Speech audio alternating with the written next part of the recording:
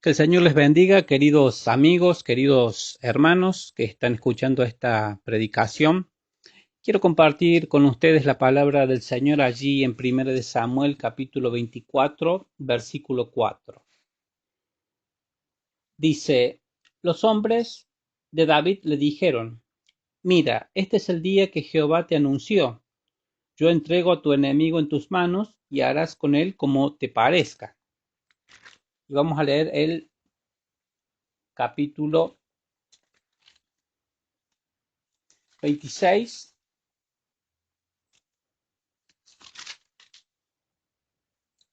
Perdón, 27, verso 1. Dice, dijo luego David en su corazón, cualquier día de estos voy a morir a manos de Saúl.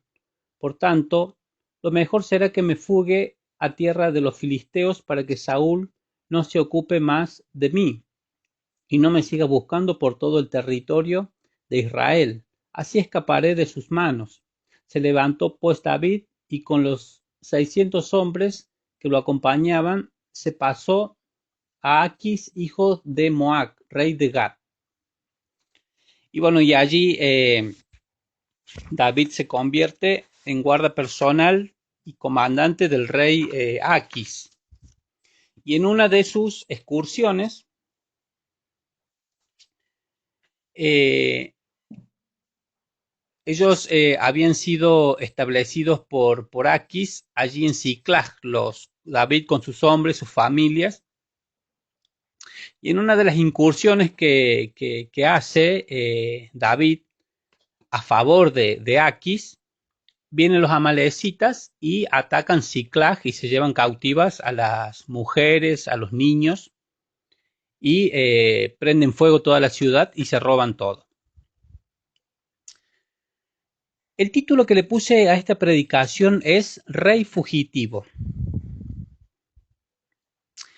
Aunque David tuvo que transitar esta etapa de fugitivo, eh, Dios lo había llamado como rey sobre su pueblo. Y Dios mismo permitió que David atravesara toda esta etapa para que aprenda a depender y a confiar totalmente en Dios. Y aún en esta condición de proscripto de la ley y cruel e injustamente perseguido por el entonces rey Saúl, Dios le había prometido que entregaría a sus enemigos en sus manos para hacer como él quisiera. Él tenía una promesa, una palabra de Dios. Y en dos oportunidades es como que Dios le entregó en bandeja, por así decirlo, a Saúl, mientras éste había organizado una campaña para atrapar a David. Dios le había prometido a David que él iba a ser el rey sobre Israel. Pero tanta persecución, tanta sensación de inseguridad habían afectado el ánimo de David y lo llevaban a dudar de la promesa y a tomar malas decisiones que luego le trajeron las consecuencias que les mencioné. Se tuvo que pasar del lado del enemigo, tuvo que pelear a favor del enemigo y sufrió las consecuencias de que los amalecitas arrasaron con todo el campamento donde estaban sus mujeres, sus niños. Y David tomó decisiones y se movió sin consultar a Dios, pero no fue por fe que tomó esas decisiones, sino porque estaba desesperado y buscaba como válvulas de escape para quitarse tanta presión emocional. Uno lo lee, ¿no es cierto? Pero debe ser algo, tener constantemente esa sensación de inseguridad, debe ser algo desgastador. Y tal vez tú te encuentras así como David, que se ha desgastado tu fe, tu esperanza, la tentación y las pruebas debilitaron, desestabilizaron, te debilitaron en tu ánimo. No importa, Dios hoy te dice, yo entregué a tus enemigos en tus manos. Eso que te pasa no te va a destruir, sino que va a formar tu carácter y va a fortalecer tu fe y te va a enseñar a confiar y a depender totalmente de Dios. Muchas veces nos desviamos del propósito de Dios, como David, porque nos falla la fe, la confianza. Por eso Dios permite que nos pasen cosas que no deseamos, como en David. Permitió que los amalecitas destruyeran su ciudad y se llevaron cautivos a sus mujeres y a sus hijos. Le pasó a Jonás, que tuvo que aprender la lección en el vientre de un pez. Eh, Dios a veces, cuando nos desviamos del propósito, nos envía una prueba, permite que algo adverso nos pase para volver a encaminarnos nuevamente. Y aun cuando nos metemos en problemas por nuestra culpa, la fe sigue estando disponible para levantarte nuevamente. Una fe que es más poderosa que cualquier saqueadora malecita que te ha despojado de lo que amas. Pedro se equivocó, sin embargo la fe lo hizo volver cuando el Señor le dijo, el diablo te ha pedido para zarandearte como trigo, pero yo he rogado para que tu fe no falte y una vez vuelto, confirma a tus hermanos. El diablo trató de destruir a Pedro, la fe de Pedro. Sin embargo, el Señor había orado para que tuviese fe en el momento de que él atravesara ese momento tan difícil, Pedro, para que él pudiera volverse al Señor.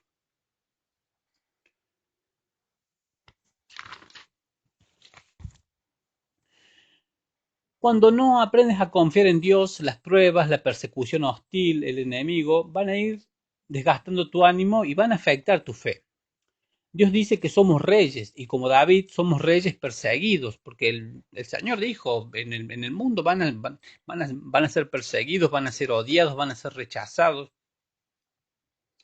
pero debemos creer aún así que el enemigo está entregado en nuestras manos. Siempre tenemos la victoria sobre Satanás, siempre tenemos la victoria sobre Satanás.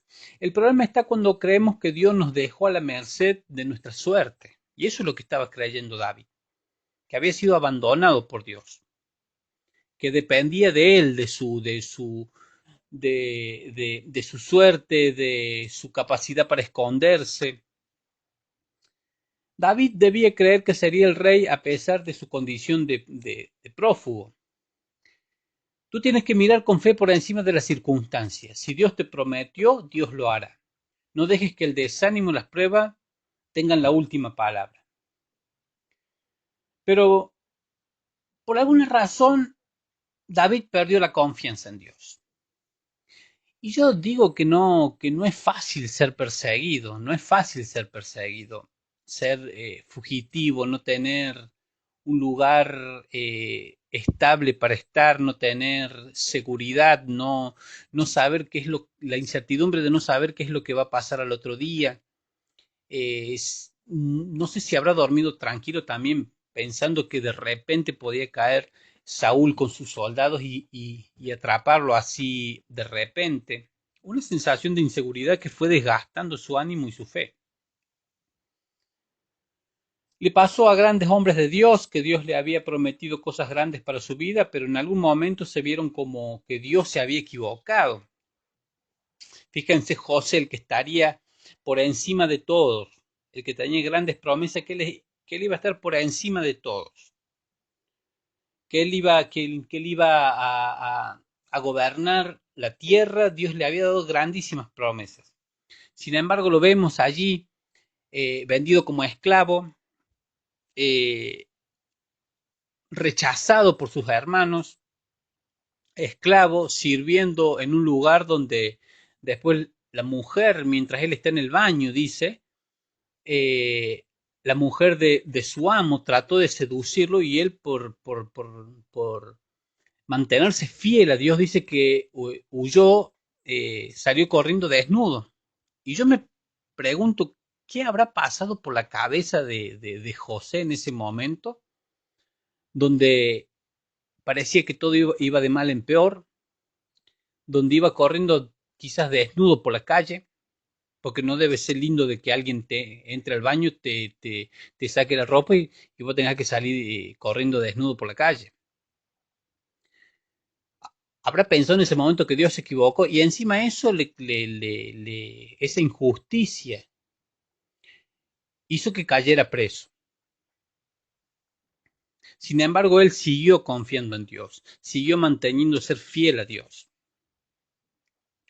Pablo, naufragado, allí en la isla de Malta, encima lo pica una víbora.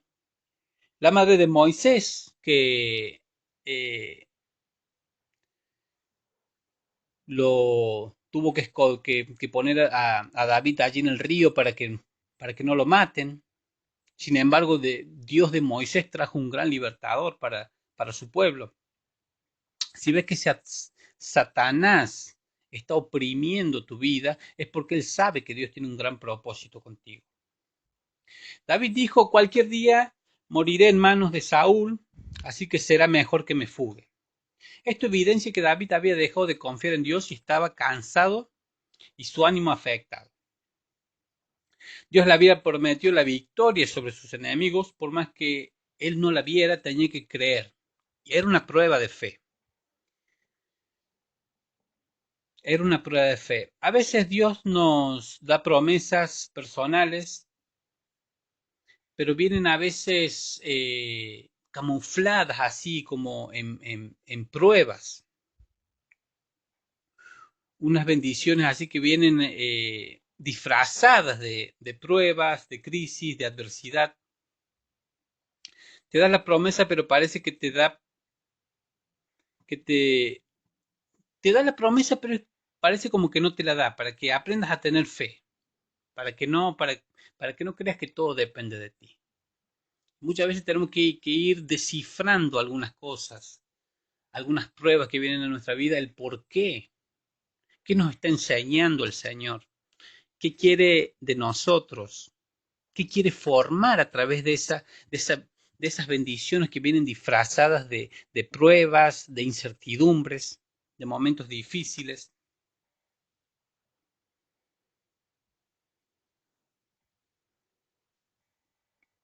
¿Y por qué Dios lo hace así? Porque la fe y la confianza, así como los frutos del Espíritu, se ejercitan y se desarrollan en la adversidad. No hay otra forma de dar fruto. No hay otra forma de dar fruto. Si yo le pido a Dios paciencia, seguro que el otro día me va a mandar a alguien que trate de sacarme de quicio, de robarme la paciencia, y eso me va a hacer ejercitar la paciencia que le estoy pidiendo a Dios. David había tocado fondo, el que había sido de bendición y aclamado por la gran victoria que tuvo en contra de Goliat a favor del pueblo de Dios, ahora había sido de maldición para su ejército, porque dice que cuando volvieron y vieron que Siclag había sido asolada y todas las mujeres y todos los niños habían sido llevados y se habían robado todos los amalecitas, dice que el pueblo, los hombres de David se desmoralizaron de tal forma y dice que hablaban de apedrearlo a David. El que había sido de bendición y aclamado por la gran victoria contra Goliat a favor de su pueblo, ahora había sido de maldición para su ejército. Había perdido todo y sus hombres se pusieron en su contra. Habían hecho allí como un complot para apedrear a David. Y esa fue la consecuencia de descuidar su fe y su ánimo. Hay que tener cuidado de no descuidar el ánimo. Es un consejo sabio. Siempre tenemos que estar constantemente viendo allí que nuestro ánimo no caiga. Dice, para nada estén angustiados si no sean conocidas todas nuestras peticiones delante de Dios, en toda oración, ruego y súplica, pero nunca dejarnos estar allí, en el ánimo. Y Dios a veces permite que acabemos con nuestros recursos para empezar a glorificarse en nuestras vidas. Y a veces, aunque hayas tocado fondo, ese es el comienzo donde Dios empieza a levantarte, donde Dios empieza la restauración. Tal vez hice malos negocios, tomé malas decisiones, me descuidé en mi vida espiritual, cedí a la tentación, miré lo que no tendría que haber visto, bueno, no sé, tuve miedo de quedarme solo para toda la vida y manoteé lo primero que se me cruzó. No importa si tocaste fondo, porque Dios de allí mismo te va a levantar y te va a restaurar. Fíjense, David se había convertido en guarda personal y comandante de Aquis, el rey de Gat, o sea, del enemigo. Y David le pidió morar en Siclag, un lugar en el que no se encontraba tan desubicado en tierra de los filisteos. Siclag representa la tibieza. Estaba del lado del enemigo, pero no quería involucrarse del todo. Incluso estuvo en campo de batalla por enfrentar a su propio pueblo. Y no llegó a eso porque los filisteos lo echaron alegando que se podía volver, que David se podía volver en su contra y así quedar bien con Saúl. Y también empezó a usar la falsedad, porque hizo creer a Aquis que batallaba contra Judá en sus itinerarios de batallas, y Aquis estaba contento porque decía que se había hecho del todo odioso al pueblo de Israel y sería su siervo para siempre. Y eso es lo que quiere el diablo, el enemigo. Satanás quiere que sea su siervo para siempre. Fíjense en a dónde lo llevó la falsedad. Tarde o temprano la verdad sale a luz, tarde o temprano Dios permite que tu ciclaje sea quemada y se haga evidente tu derrota. ¿Cuántos hemos visto que estaban bien y de un día para el otro vimos el humo de su propia destrucción allí, de su vida? Es como que algo fue erosionando su fe, algo que ocultaban, algo que nadie sabía, aparentaban. Por eso debes estar velando en oración y pedir ayuda cuando tienes problemas, sin tener vergüenza porque nadie es mejor que nadie. Ciclas representa que estás mal y amas al mundo, pero no te querés involucrar porque conoces y tenés miedo y culpa. Bendito sea tu nombre, Señor, por esta palabra. Casi vamos terminando. David se fortaleció en Dios, dice. En medio de toda esta crisis, se fortaleció en Dios. Dios permitió que, que no le quedara nada que aferrarse. Y David tomó la decisión correcta. Tuvo que ser quebrado.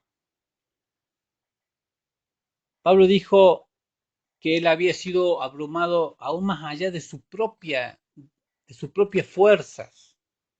Dice, a tal punto que perdimos la esperanza de conservar la vida, pero eso fue para que nosotros no confiáramos en nosotros mismos, sino en Dios que resucita a los muertos. Si David iba a reinar sobre su pueblo, debe ser formado primero, hasta la fibra más íntima de su ser. Porque David primero se llevaba el mundo por delante, así que necesitaba un poco de equilibrio. David era osado, era valiente, iba para adelante, era una persona fuerte. Todos tenemos cicatrices de nuestra formación. Todos tenemos quemaduras del horno de Dios. Y esas cicatrices glorifican a Dios y nos eclipsan de alguna forma nuestra vanagloria. Porque eso no nos sirve. Eso no nos sirve. La vanagloria no nos sirve. Jacob luchó con Dios y Dios lo bendijo. Le cambió el nombre por Israel. Y dice que lo hirió en el tendón del muslo y Jacob caminaba rengo. Le dejó una cicatriz. Pero a partir de allí ya no fue más el suplantador, el tramposo, el astuto mundano. Tal vez tienes cicatrices y andas rengueando, pero esas cicatrices son ejemplo de que has luchado con Dios y no te rendiste nunca. Y que Dios cambió tu vida, tu carácter. David no se dejó avergonzar por su derrota. Se humilló y buscó a Dios para fortalecerse y Dios lo bendijo. Dios luego le dio la victoria. Le dio la victoria, persiguió a los amalecitas y recuperó todo. Bendito sea el nombre del Señor. Alabamos a Dios por esta palabra y que si has decaído en tu ánimo, levántate, levántate. Si has tomado malas decisiones, Dios te da la oportunidad de volverte. Hermano, que Dios te bendiga grandemente En el nombre de Jesucristo, pongo en tus manos, Señor, esta palabra y que esta palabra pueda dar fruto allí en los corazones. Amén.